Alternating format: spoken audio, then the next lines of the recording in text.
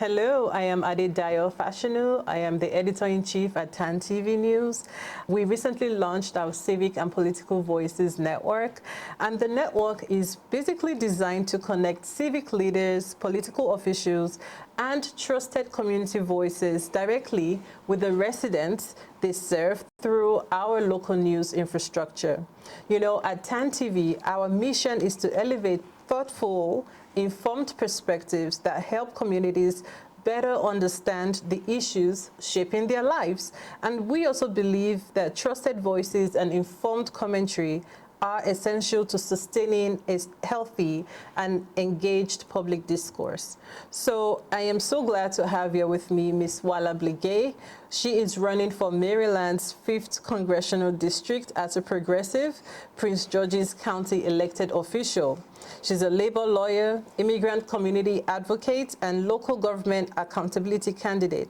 Her public profile centers on affordability, healthcare, federal workers, responsible development, tenant and HOA issues, civil rights, organized labor, and anti-ICE community defense. She was first elected to the Prince George's County Council in 2022, appointed at large in early 2026, and is now competing in a crowded, open state Democratic primary after Steny Hoyer's retirement.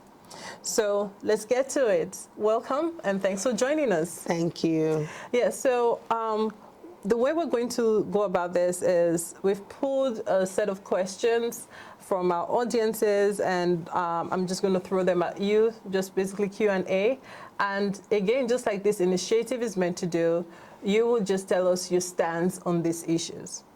Okay. So we're going to start with just being open about accountability, right? The people want to know, you are running as a working family progressive. So what is one vote you took on the council that cost you politically but protected residents? Yes, that is good. And I would say that one of the votes that we did, and I was unapologetic about it, was pausing the data center at the Landover Mall. And one reason why is because I know that a lot of people say, well, Landover Mall has been vacant for a long time and needs to be able to have some development there, but that site was too close to people's homes. We don't know the infrastructure. Talk to them. Let's talk to them. Okay. We don't know the infrastructure that we have when it comes to, we did the Qualified Data Center Task Force, and we were doing that task force at the time. And early on, what was clear was the grid was overloaded with data centers. There was going to be a high water usage that needed to be cleared out of how we were going to do that and not impact residents. So I had to make a decision that the county needed to do a pause. And that was one where we got a lot of pushback from the business community that this was sending the wrong message. However, to be honest, we needed to be, they don't have the answer to some of the things we have to answer to, and I had to listen to the residents on that. So you got it. Next question. So someone is asking, will you publicly reject direct contributions, bundled support, and independent expenditures from AIPAC, United Democracy Project, Democratic Majority for Israel, Pro-Israel America, non-PAC, and aligned PACs? Yes, I have rejected AIPAC money because I do not want us to continue to spend $1 billion a day on a war. And I've actually rejected to take that type of corporate PAC money because I feel strongly that we need to send a message to people that we are now America first. And you cannot do America first when you're receiving money from people who have interests that is beyond the American people. Another question still on that topic. You have publicly supported a permanent ceasefire in Gaza. What specific conditions would you place on U.S. military aid to Israel? Well, we just really, at this point, there's no need for us to be sending arms to Israel at this time. Again, I'm not in favor of this war. As you all know, I told you when I started my involvement, it was during this Liberian Civil War, where we have family members impacted by a very dangerous war that killed so many.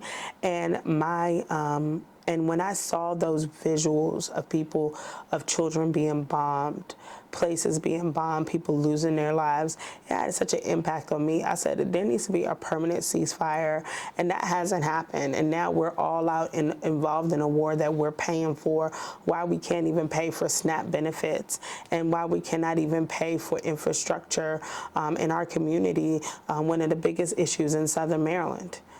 So yeah, to me, we have to limit our funds leaving. At this point, no money should be leaving the country. Talking about no money should be leaving the country, what is your position on Palestinian statehood, conditioning weapons transfers, and enforcing U.S. human rights laws? Yes, no, I am supportive of Palestinian rights and ensuring that they do have rights. I do believe that there needs to be an adequate two-state solution and that there should be one where there's equal rights of all. And again, like I said before, I am not in favor of arms leaving this country or money leaving this country to assist anyone right now when we're in the middle of a crisis in this country. So let's bring this back to local communities.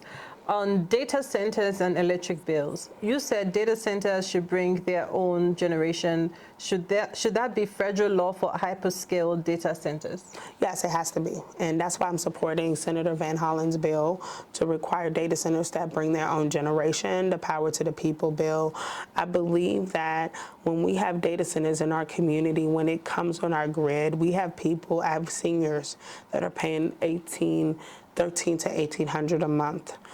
People who, you know, some of these older homes are not retrofitted for energy assistance, and they're oftentimes they use more energy because they're not retrofitted. And those are most of our seniors.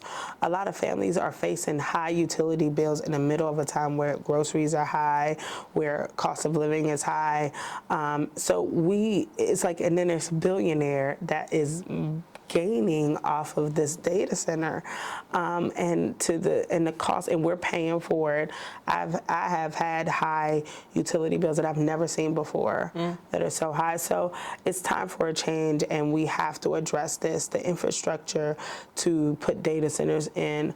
When data centers don't bring that many jobs, I do believe if we do have one, I know I've gotten criticism by the union, and I understand some unions do build these, and if they do, they have to be built unionized, but we are concerned about building data centers right now. That's why the federal government should not put the pressure on the state and the locals to make this decision when it should be on the federal level. What should happen to the Landover Mall site if not a hyperscale data center? Landover Mall site should be used. We are looking at entertainment at Six Flags. We could do the same at Landover. We could do mixed-use development with entertainment. This is a time where people are looking for experiential entertainment, and we can use that opportunity to really help people with that. Okay, so let's move on to AI. So your AI task force focuses on competitiveness and workforce readiness. What safeguards should exist before government uses AI on benefits, policing, schools, hiring, or immigration? I'm glad you said that. We are concerned AI is really taking jobs. So the task force was supposed to innovate local business owners to be able to use AI to address projects, but not to help people to just replace jobs, use it to spy on people, things like that. So there, at the federal level, that's where those controls need to be set, and that's why I have not taken any AIPAC money, because I am trying to stay committed to ensuring that AI is responsible and that whatever they put forth, they're not replacing jobs, they're not taking away from people, they're not spying on people, they're not using their things to put people in jail, they're following all the ethical rules.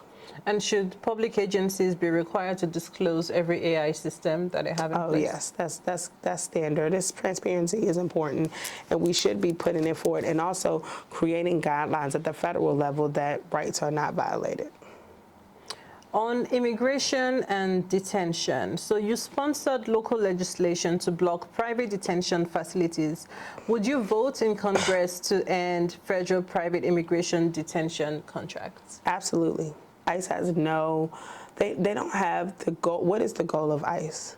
All we're doing is harassing people that's sitting here in a long time. That's an excuse for not passing immigration reform. It is, because we have people here who've been here in this country for a long time, and now we're going to bring people to go harass them in their homes when they've done nothing but do what they can in this country, and they just want status. Should local governments refuse all cooperation with ICE detainers unless there's a judicial warrant? We believe that local government should do what we did in Prince George's County, put every barrier in place to make it clear that ICE is not welcomed. And what would you do for families in Prince George's County facing deportation proceedings right now? Well, we're trying to, of course, we did a program to help fund those deportation centers, and I'm still looking at that now. The reality is that I need to get on a federal level so we can just stop these deportation proceedings. We need to pause them. We need to make it harder for someone to be deported, because we're not deporting people who are doing anything to hurt anyone. These people, all of the people that we know of that face in deportation have been working hard, head down, saving, taking care of their families. Almost rounding up here. So on appointment process and local power, just exploring what is a democracy today. When you were appointed at-large council, residents sued you over that appointment process, even though it was legal. Was that democratic? Well, we had a step down of course, our resignation from Councilman Hawkins, and special elections just cost a lot of money. So within a certain time, while we have a democratic process, we also have funding, and the last at-large that was filled by Councilmember Ivy cost us about $600,000. So we don't have money to spend, and we're trying to be fiscally responsible. So there is a law that within a certain time before an actual election, there will be an appointment. So we're serving here a short time, and I know it's not ideal on the Democratic side.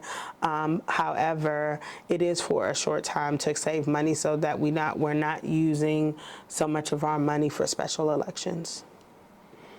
Okay, and last but not the least, this is on campaign finance and donor accountability. I'm trying to see what to share with you here. Just have one question left.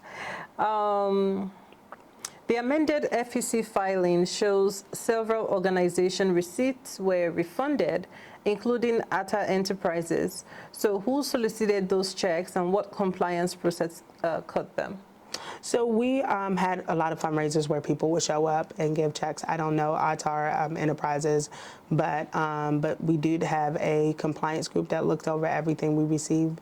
So we don't know, and I don't know them. I think they showed up to a fundraiser, and when we saw it, we made sure that it was returned. Okay, all right.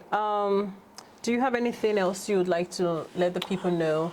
Well, there's time for somebody. On the council, I've listened to the people. When they said they did not want development, that did not make sense. We stopped the development at Freeway Airport. We stopped the development at, that didn't make sense. We, boldly, the one that was actually at Six Flags across from Cameron Grove, we stopped that because we listened to the people. When people were concerned about pausing data centers, we paused them because there was a concern from people feeling that this decision was made without them being a part of the process.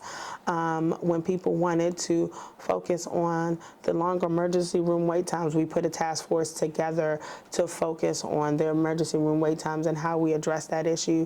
And we've continuously been accountable to the people. And that's what this is all about, hearing directly from the officials, political officials, civic leaders.